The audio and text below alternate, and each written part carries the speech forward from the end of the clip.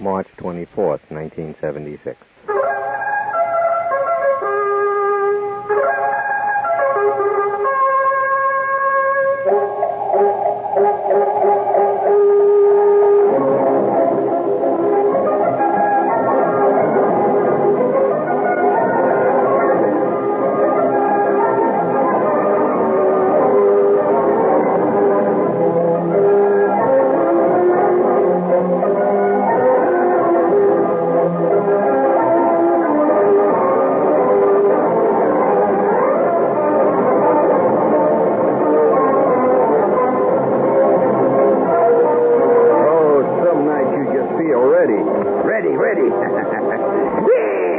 With a maniacal laugh, the madman seats himself at the controls and reaches for the red button. He pushes it. A little of that piano music, Ed, please. Just sneak it in there.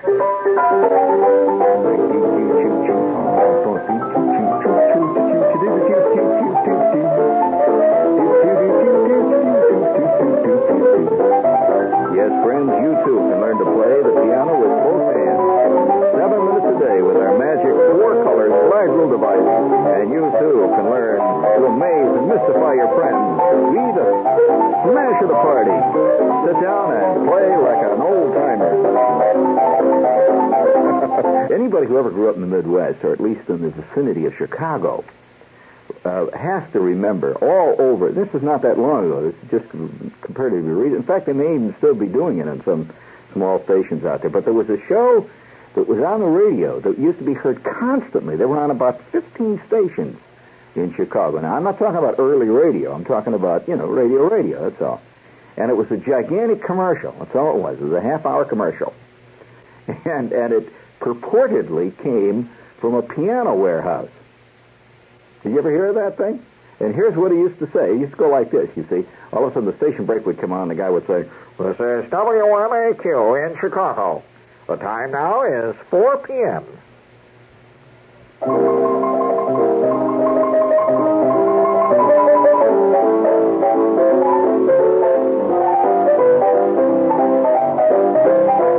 And now, coming to you direct from warehouse number 179 on the south side of Chicago, the piano rhythms of Don Carlos.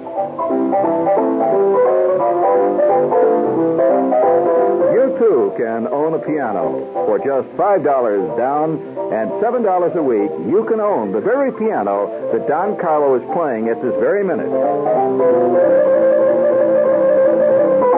Don Carlo is seated at piano number 422. Piano number 422 is a beautiful upright piano made by the Strawberry Piano Company. And now Don Carlo plays an old favorite on piano number 422. In just a few weeks, you'll be able to play your new Strawberry piano just the way Don Carlo is playing his right now.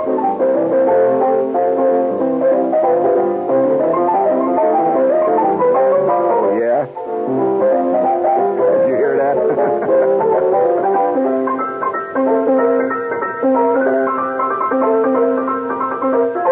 We'll return to Don Carlo in just a moment as he's moving now over to piano number 317. Don Carlo, our favorite soloist here at the big warehouse on the south side of Chicago, where there are thousands of pianos to choose from.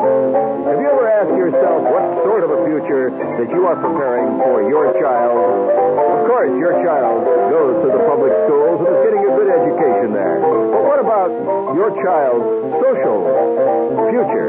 Will your child be able to entertain and perform at the parties that you yourself long ago gave up on? Well, if you contact warehouse number 169 on the south side of Chicago, your child will be able to play the piano, and untold social graces of success will be his or hers in just a few short weeks.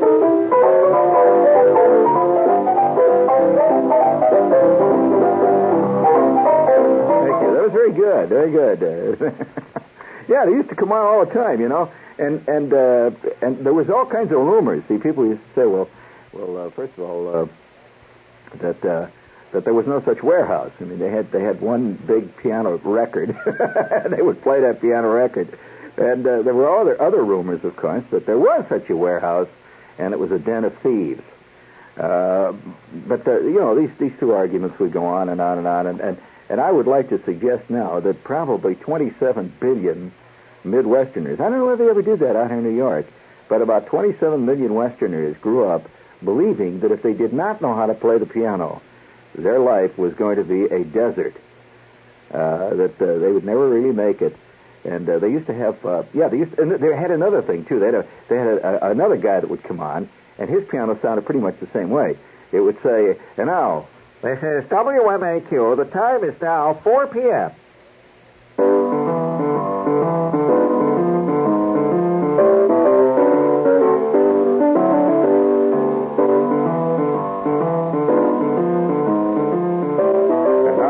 Great pleasure in presenting the Don Carlo 7 minutes a day slide rule piano course. You do not even have to own a piano in your own home to learn to play the piano just the way you hear Don Carlo playing it right now. The very first day, you will be picking melodies out with your right hand. Such melodies as the Happy Birthday song, Mary Had a Little Lamb, and My Country 'Tis of Thee. And by the end of the third day, your left hand will join in, and by the end of the week, after just 7 minutes a day with our magic 4-color slide rule device, you will be playing the piano just the way Don Carlo is playing it right now.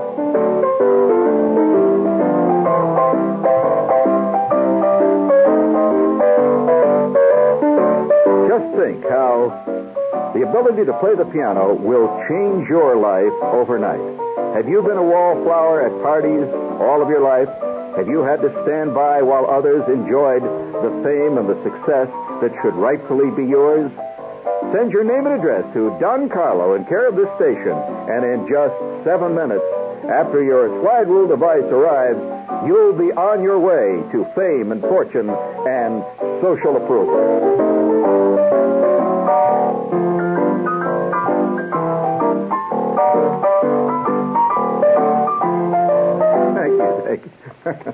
All right.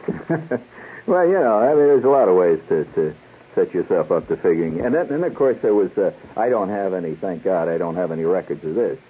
But there was also an accordion school that was attempting to convince people that if they could play Red Sails on the Sunset on an accordion, their life from that minute on would be one long, ecstatic song. You remember that? Oh, yeah, you come from the Midwest, right? They're still doing it, aren't they, Ed? Oh, yeah. Well, nevertheless, listen, one of the very first, that brings up a whole ball of wax here, which I didn't even mean to go into. I was in high school, and, of course, I had fallen. Everybody had fallen in one way or another, had fallen prey, victim, really, to that kind of propaganda. You had to learn to play a musical instrument. Or, forget it. You were just going to stand around in the corner and eat peanut butter sandwiches while all the others took the fantastic chicks out because they could play the piano. And so all kinds of kids would go and take these lessons. That was a whole big thing, taking lessons. And you'd see them waiting on the street corner Saturday morning with their gigantic black case that contained a $600, 700-pound accordion. That they were taking to learn to play, and I must confess that one time when I was about 17 roughly, and I was in high school. I was actually 16. It was in the summer, and I had this job on a local radio station, and one of the very first shows that I ever did, and I look back on it now, but. I don't know. You're going to have to answer for a lot of stuff ultimately before the great bar of justice, and I think this is going to be one. There was a fantastic, tough lady. I mean, she was really mean. She was the kind of lady that has hair that looks like she's wearing a small black football helmet. The kind that she wore rimless glasses, and she was absolutely, totally grim. And let's say her name was... Miss Dorothy. She used a name like that. She had Miss something, so Miss Dorothy. And it was called Miss Dorothy's Talent School. And every Saturday morning at an ungodly hour, because, it's real cheap time on a radio station. They could buy this time for about, maybe $7, $8 an hour. They came on, I think it's something like 7:30 in the morning on Saturday for 1 hour. It was called Miss Dorothy's Kitty Talent Hour. And guess who was given the rotten job? It's guys used to actually fist fight at the radio station to get out of doing this. First of all, it was totally humiliating. And not only was it humiliating, but it was the kind of job that if you did in the radio station, it marked you. So I was, 17 years old, and all these guys were, veteran announcers. Some guys were even 18. There was a couple of guys that were 19. By the way, our 19-year-old guy was a hard, grizzled, angry news commentator. The older you got, the more they tended to give you the news, see? So I was given this show, and at 7:30 every morning, well, actually, we came on at 7:30, but at 6:15, I had to be in the radio station. And they had a big studio, and it was completely filled with, like, maybe 75, 85 kids, thousands of kids. And all our mothers, all set up on camp chairs. And they merely called me Uncle Gene. I was a cool Sunday, I'm Uncle Gene. So we'd go in the studio, and you could smell the Wrigley's gum, and the peanut butter sandwiches. And these kids were all little squirts, little skinny kids. I don't think the oldest kid was more than 8 or 9 years old. See, but all little skinny kids. There's a certain kind of kid that takes lessons. There's another kind of kid that doesn't. He's out playing football, baseball.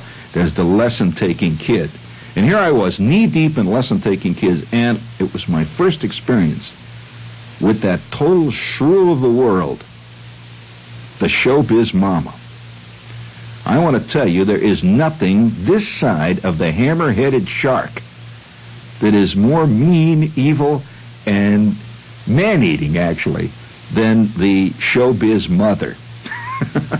Oh boy, I'll tell you, they got little green marbles for eyes, and they're totally intolerant of anything that seems to get in the way of their kid, and they all feel that their kid is fantastically talented. Well, Miss Dorothy, the head of the Kitty Talent School, she knew this, and she was milking it. I had a feeling she was underneath that gigantic cow of avarice, ambition, and sad, blasted hopes and dreams, and she's milking it. You can see the cream coming out. And every Saturday morning at 7:30, I would come on, and they used to give me just a slight echo chamber, if you can provide that with me, for me, Ed, because Miss Dorothy was known as a genius of production. After all, she was in showbiz. She taught kids how to play the accordion. And so Miss Dorothy would stand in the control room with that grim face. And she'd, at exactly 7:30, she would point to me, and I would say,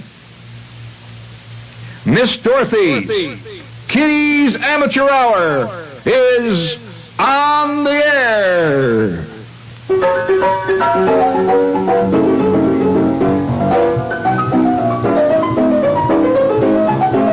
Yes, from our studios, live, we're bringing you Miss Dorothy's Amateur Kitty Hour. Thousands of talented kids have come this morning, and all these kiddies are going to show you just how much they've learned in a few short weeks at Miss Dorothy's Kitty Talent Salon. Oh, my head turns to cheesecake just thinking of it. Oh, this is WOR, friends. Indeed it is. WOR New York. And Ed, please, would you provide us with one of those little goodies from the sales department, if you will? Well, now, wait a minute. Now, as long as we're getting into this thing, this is a piece of Americana, if there ever was one. Because, we're a people who feels that anything is possible. That's one thing that sets Americans apart from any other race in the world. Americans never recognize the quantity called talent. They just won't accept that. And it is firmly believed by most people that if they had the time, they could write a book. It doesn't take talent. It's just a matter of time, that's all. If they could learn to type. I've acting, same way. When I was doing a lot of stuff here in town, Broadway things and that, people would say, I'd like to be an actor. I've got a good memory. I could learn the words. Acting is a matter of learning the words. So naturally, the next transition is that if you could get enough time and you could take a couple of piano lessons, there's no reason why you couldn't be a fantastic talent, play piano. The word talent really doesn't mean talent to most people. It means success. If you're successful, you have talent. So it's a very curious word. So all these ladies would come in every Saturday morning, and Grim, I want to tell you, Grim, there was no joking among these ladies. And this poor little kid would be dragged in. And most of them, immediately I related to the kids. I would say about 75% of the kids were there on their forced draft. And I could see the hell that each kid had gone through with the preceding week. The kid wanted to be a kid. See, instead, his mother, who never went anywhere in her own life, and by George, she's going to see to it that Esther Jane learns to play the accordion, because Esther Jane, and here this poor little kid would be standing up by the microphone, so little that her feet would stick out from underneath the accordion, and you'd see the top of her head over the accordion. This gigantic accordion, about 700 pounds, full of all kinds of wind and equipment and straps and stuff, struggling through 3 notes of such things as Stardust. They were always playing Stardust. Well, she had so many kids on the show that no kid could play more than 4 or 5 notes. And this is where I came in. I was a traffic cop. My job was to drag the kid away from the microphone and drag the other kid, the next one, in front of it. And I had a list, see? And I'd say, well, that was little Mary Jean Glockenspiel playing Stardust. Thank you, Mary Jean. And I'd push her up, and her mother'd get mad. I could see her face is getting livid because they'd worked all month on this Stardust, and we only got 3 notes. And she goes, da, da, da, dee, la, dee, dee. Thank you, that was Mary Jean Glockenspiel playing her accordion, and that's after only 6 weeks of lessons. Your child, too, can learn to play just the way little Esther Jane plays the accordion. And now, Mary Jane Strickland is going to play for us on her accordion. She's going to play, what was that? She's going to play Red Sails in the Sunset. Mary Jane Strickland. Let's give her a big hand. And, of course, no mother is ever going to give another kid a big hand. So there'd be a little ripple of applause. Mary Jean's cousin and her mother would applaud. And then she would start... you'd hear this. She's trying to get her equipment all right. And then she would go.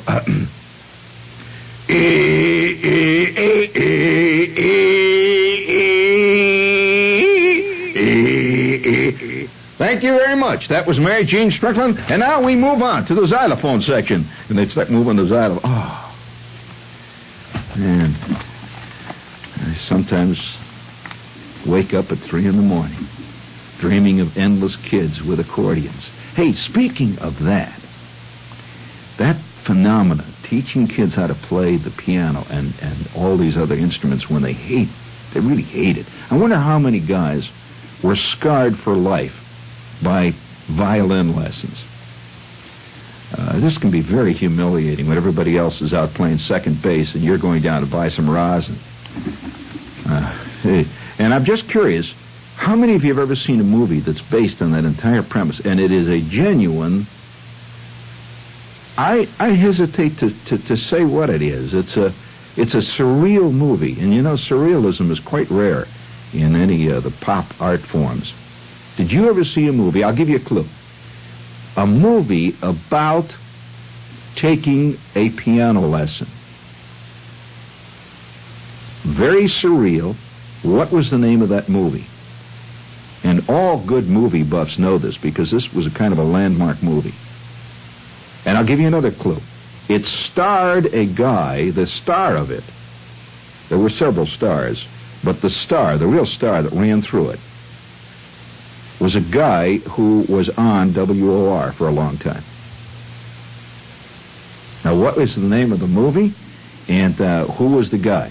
And really, it's a great movie. If you ever get a chance to see this, it was on television here a couple of months ago. And if you ever see it pop up on TV, see it. really, it's an extraordinary movie.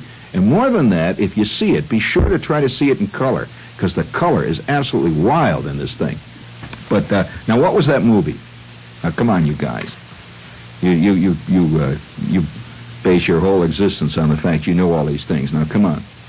All right, I'll give you another clue then. I'll give you another clue. The female lead, let's say the female sub-lead, the romantic lead in this, although in ways she was kind of the heavy too, was also on WOR for a long time. Aha. How do you like that? It was a great movie, really, a very funny movie. And the final scene is an absolute tour de force of surrealistic movie making. And I'll give you an example of what the final scene is. So maybe this will give you a clue. The final scene was in a very strange, wild-looking auditorium. And the auditorium, it was really not an auditorium. It was kind of a dream capsule of some kind. And it had white, curving walls. It was all dead white, as far as you could see. And it was curving. Everything was curving all the place. It was tremendous. And running around in and out of the curving walls of this curious, strange, surreal, Dali-esque place was an enormously long, was like a serpent. It just wound all around. Was this incredibly long piano keyboard. And seated at this keyboard were thousands of kids, all winding in and out of this fantastic scene. And the lights are changing. And high above them is this maniacal director. He's standing like on a high platform, like maybe 1,000 feet above him. It's wild. And he's way up there, and he's got these giant silver batons. And he's dressed like, he's dressed like the devil, actually. He looks like the devil. He's got this great cape with a huge swirling red lining, and he had all kinds of silver Kabbalistic medals all over him. And he's up there directing these kids. And he taps on this celestial podium, and you hear it ring. It goes ding, ding, ding, ding, ding, ding, ding, ding, ding, ding, ding, ding, ding, ding, ding, ding. And all the kids sit up. They look scared. Their hands go to the piano. And then he takes that silver baton with great delicacy, and he rings it again. Ding, ding, ding, ding. He raises his hands high, and his cape swirls, and he brings down this downbeat, and out of this enormous thing you hear the sound. And that's what's so fantastic about it. With all this tremendous place, the sound is one little thin, sad piano, badly played. Millions of kids are playing away at it, all with a great look of fear in your eyes. And this devil gets taller and taller, and the piano music raises higher and higher. And he's swirling up on this enormous podium. His eyes are flashing. This great silver baton is rising up and down. It looks like some kind of a sword or a spear or a lance. Okay, what movie was that? You'd like to see it, wouldn't you? All right, let's see.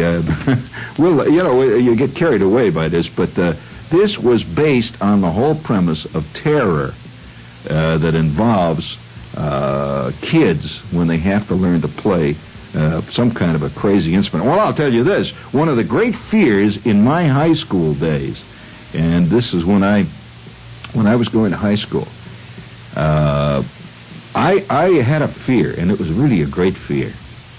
And it had nothing to do with algebra, had nothing to do with English or history.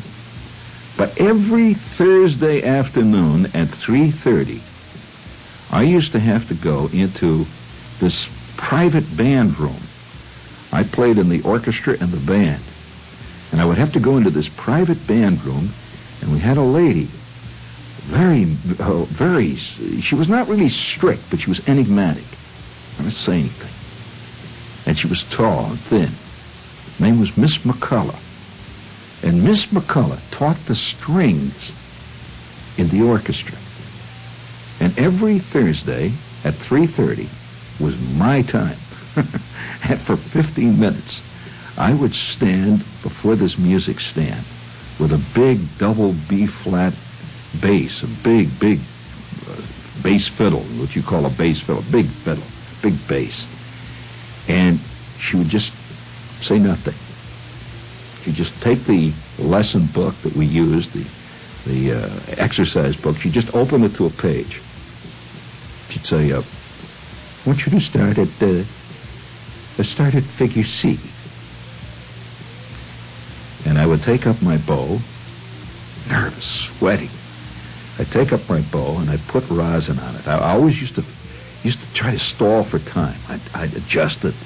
I'd put the rosin on it. And then I'd look at, because getting started was the most difficult part. And I'd put my hand up on the bridge, up there, and I'd listen to the bass. Doom, doom, doom, doom, doom. I was pretending to tune it. Doom, doom, doom, doom, doom, doom. And Miss McCullough would look at her watch. Meaning, let's get on the stick. Say nothing. She's sitting there in her metal chair and just waiting. And then I would start to play.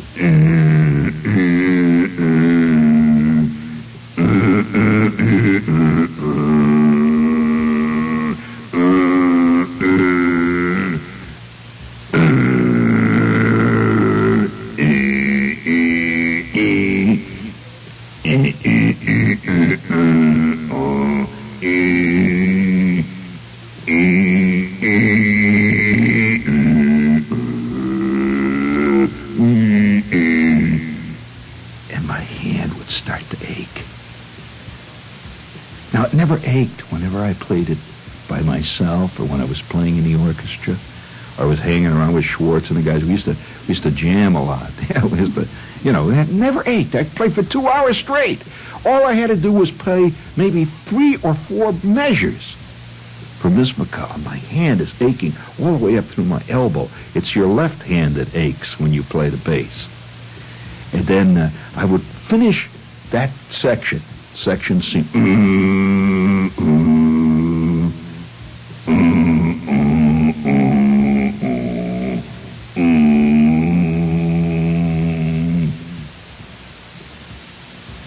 Thank you.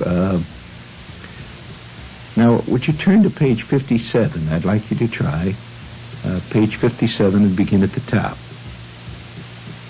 And I would turn to page 57, and there it would be at the top. It says pizzicato. Now, pizzicato, if you are not aware of the term, pizzicato means a string that is plucked. To pluck it is pizzicato. Boom, boom. So, I'd say, all right, 57. Should I start at the top, Miss McCullough? Yes, please. And so I would get that bass, and I would start. I'd go, boom, boom, boom, boom, boom, boom. Now, my left hand is aching all the way into my shoulder, and I feel 7 gigantic blisters forming on my right hand, which they never did when I played. Oh, I used to dread Thursdays. Never told me anything. Just sit and listen.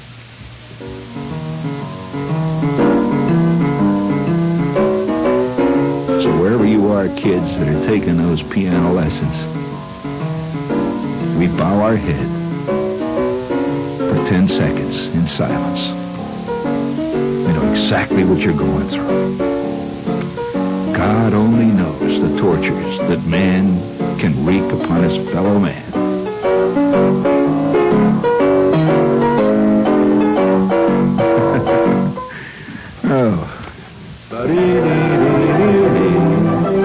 What was the name of the movie? The 5,000 Fingers of Dr. You mean you don't know this movie? I can't believe it. You know what surprises me? Movie buffs are generally not really fans of, they're not really interested in movies. They're interested in stars. And so they'll go to see a real terrible film by Humphrey Bogart. And here's a really great piece of unbelievably imaginative stuff. I never saw that. And who was the guy? Well, I'll tell you who the guy was. Peter Lind Hayes, Mary Healy, and who else? Madman. Really a great, and this is one of the best roles I ever saw this guy play. The guy that played the devil, the evil movie.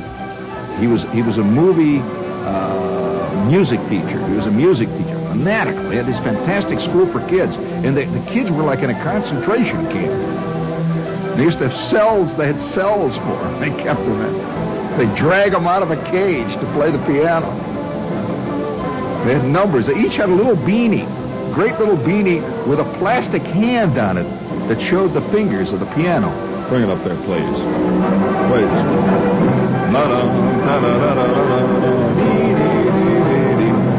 Oh, yeah. It'll work out.